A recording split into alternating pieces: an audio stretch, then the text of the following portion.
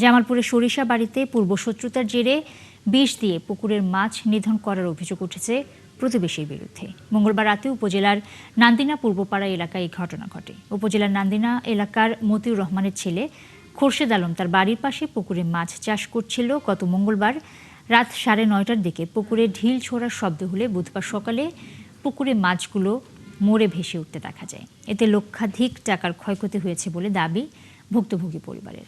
এই ঘটনায় পুকুর মালিক খোরশেদ আলম সুষ্ঠু বিচার দাবি করেছেন।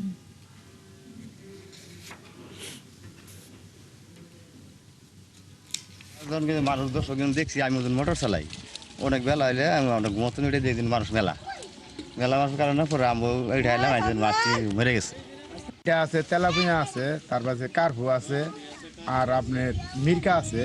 আমার সন্দেহ পূর্বজিৎ ধরেই এটাই ঘটনাটা ঘটাইছে, তারা আমি সন্দেহ করছি, সে আমি জানিও যে সেই কামটা করছে আমার, এই জন্য তারই নাম দিয়ে দিলাম। তার নাম হয়েছে মুতালেব।